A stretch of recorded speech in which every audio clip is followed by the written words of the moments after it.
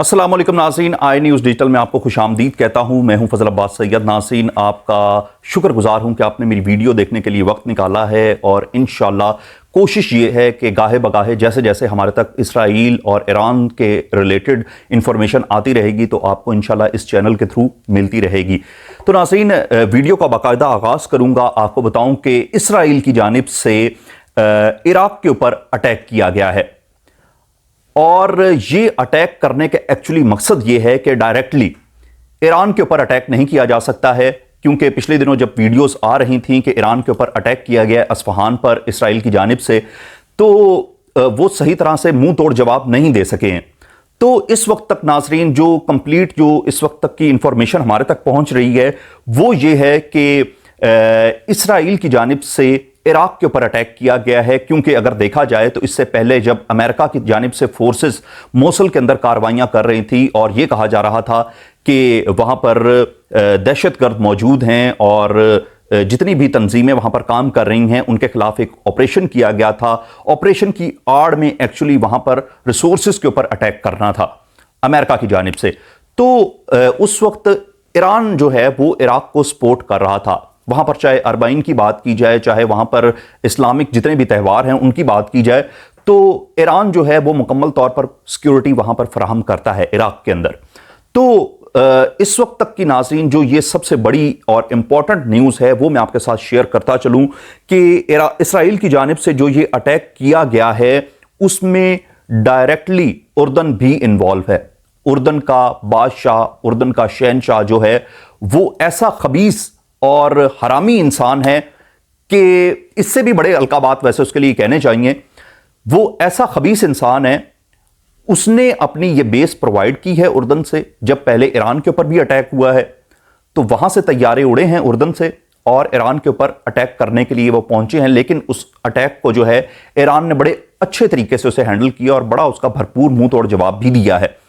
इसके साथ साथ अब उन्होंने ये प्लान किया है कि हम अटैक करते हैं इराक के ऊपर। अब ये प्लान किसका था?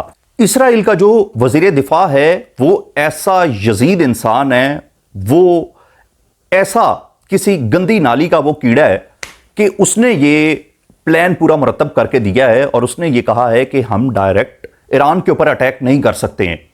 तो अटैक कहां पर किया जाए? अटैक उसने कहा है जी आप इराक के ऊपर करें।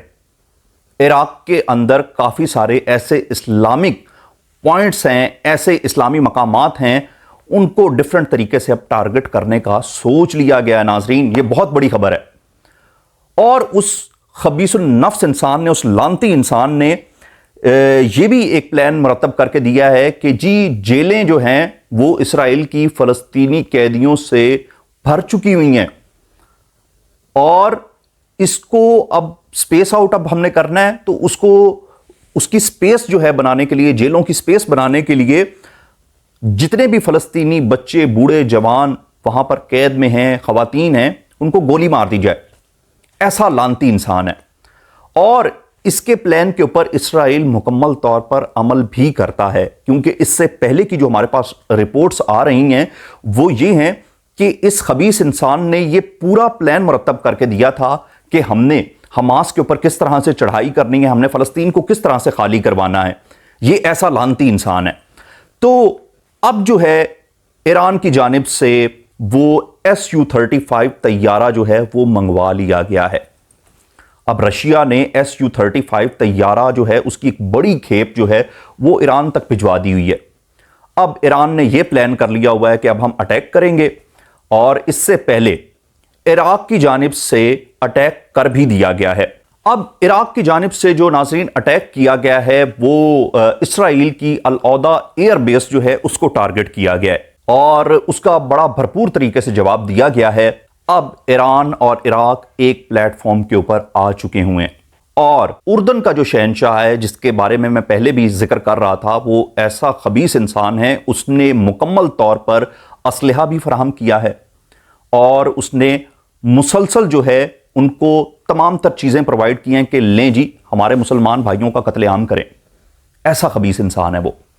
तो नाजरीन, अब पाकिस्तान भी इसके अंदर इन्वॉल्व होना स्टार्ट हो चुका है। अब अमेरिका की जो है 3 बड़ी जो कंपनियां हैं जिन्होंने न्यूक्लियर वेपन के लिए, जो चाइना की कंपनीज हैं, उन्होंने न्यूक्लियर पावर प्रोजेक्ट के अंदर जब पाकिस्तान इसके ऊपर काम कर रहा था, उन्होंने इसके तमाम तर जो पार्ट्स हैं जिसे पुर्जे कहते हैं वो फराहम किए थे कि पाकिस्तान जो है न्यूक्लियर पावर के ऊपर काम करे, और पाकिस्तान उसके अंदर कामयाब हुआ। अब उस न्यूक्लियर पावर को मूव करने के लिए भी शेल्स की ज़रूरत होती है, मिसाइल्स की ज़रूरत होती है, तो पाकिस्तान मुकम्मल ये सलाहियत रखता है।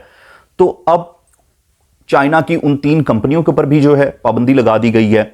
इसके साथ साथ जो है रशिया की मुख्तलिफ कंपनियां हैं उनके ऊपर भी ये पाबंदी आयद कर दी गई है। तो अब पाकिस्तान की जानिब से इसका क्या रिएक्शन होगा? हालांकि अगर बात की जाए तो पाकिस्तान जो है अभी तक उसकी जानिब से कोई इस तरह का मौक़िफ़ नहीं अपनाया गया है कि हम जो है इसके ऊपर अटैक करने का कुछ सोचेंगे। लेकिन जो इसराइल के ऊपर मुकम्मल इस वक्त तक की पाबंदियां हैं वो लगी रहेंगी पाकिस्तान के अंदर।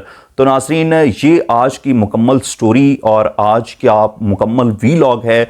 उम्मीद करता हूं कि आप हमारी वीडियोस जो है वो पसंद कर रहे होंगे। अपनी कीमती आरा से आगाह भी करते रहिएगा, कमेंट कीजिएगा, लाइक कीजिएगा और इस चैनल को प्लीज़ ज़रूर सब्सक्राइब कीजिएगा, क्योंकि हमारी ये कोशिश है हम जो सहाफ़त से रिलेटेड हैं हम अपना भरपूर इसके अंदर किरदार अदा करते रहें, और ये हमारा फ़र्ज़ बनता है कि अपने मुसलमान भाइयों के हक़ में हम हमेशा आवाज़ उठाते रहें, और इंशाअल्लाह उठाते रहेंगे। जैसे जैसे इसके हवाले से ईरान इराक इशू के हवाले से कोई न्यू अपडेट आती रहेगी तो इंशाअल्लाह आप तक वो गाहे बगाहे वो पहुँचती रहेगी। आज के वीलॉग से नाज़रीन इतना ही। इंशाअल्लाह नए वीलॉग में आपको मज़ीद इंफॉर्मेशन के साथ भी दूंगा, और इसके साथ साथ एक और चीज़ भी मैं आपको बता दूं कि लाहौर, कराची, पाकिस्तान, जितना भी पाकिस्तान के मुख्तलिफ एरियाज़ हैं वहाँ से जो भी हमें रिपोर्ट्स आएंगी उसके हवाले से भी आपको वीडियोस और काफ़ी सारी इंफॉर्मेशन इस चैनल पर मिलना स्टार्ट रहेगी। तो इस चैनल को प्लीज़ ज़रूर सब्सक्राइब कीजिएगा और बेल आइकन के ज़रूर प्रेस कीजिएगा। अल्लाह निगहबान।